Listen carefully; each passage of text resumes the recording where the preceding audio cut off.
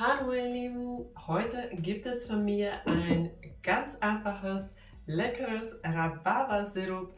Sehr einfach gemacht, mit wenigen Zutaten und er ist perfekt für Sommer, für kalte, erfrischende Getränke, einfach mit Sprudelwasser vermischt oder für verschiedene Cocktails und Mocktails. Lass uns mit dem Rezept anfangen. Für das Rezept brauchst du Rhabarber und die Ende von Rhabarber etwas abschneiden. Dann brauchst du auch Zucker, eine Vanillestange und Wasser. Den Rhabarber erst in solche große Stücke schneiden und dann in ein großes Topf geben.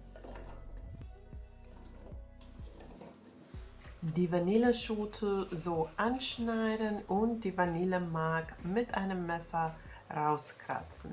Dann die Vanillemark und die Vanillestange auch ins Topf geben. Dann noch Zucker und Wasser dazugeben und alles gut vermischen und den Rhabarber bedeckt zum Köcheln bringen. Dann, wenn der Rhabarber zum Köcheln kommt, ab und zu schauen und umrühren und nur so lange köcheln lassen, bis der Rhabarber weich wird. Das sollte ungefähr 15 bis 20 Minuten dauern.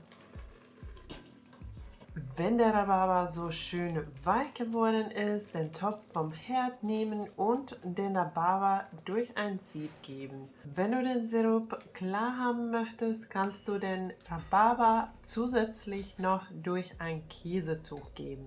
Dann wird das ganze Fruchtfleisch in das Käsetuch bleiben.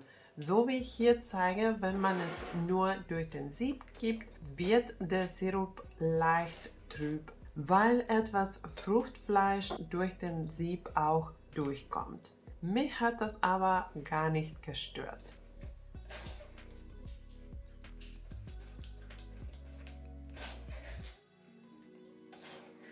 Danach den Sirup kurz abkühlen lassen und in die Fläschchen füllen. Ich habe noch einen leckeren Serviervorschlag für dich. Ich habe den Sirup mit Eiswürfeln und Sprudelwasser serviert für ein leckeres, erfrischendes Sommergetränk. Lass es dir schmecken. Ich hoffe, dir hat mein Rhabarbersirup-Rezept gefallen. Es geht ganz schnell und einfach und dann hast du so eine schöne rosa Sirup für deine Getränke gemacht. Ich habe den Sirup nur durch den Sieb gegeben, deswegen ist der Sirup ein bisschen trüb, aber wenn du den Sirup klar haben möchtest, so dass es keine diese Fruchtfleisch dabei hat, dann kannst du den Sirup noch durch so ein ganz feines Tuch geben und dann fängt dieser Tuch dann diese Fruchtfleisch und es bleibt nur der ganz klare Sirup übrig. Den Rest von der Rhabarber natürlich nicht wegschmeißen, der ist auch sehr lecker. Man kann das auch so einfach zum Joghurt oder Quark essen.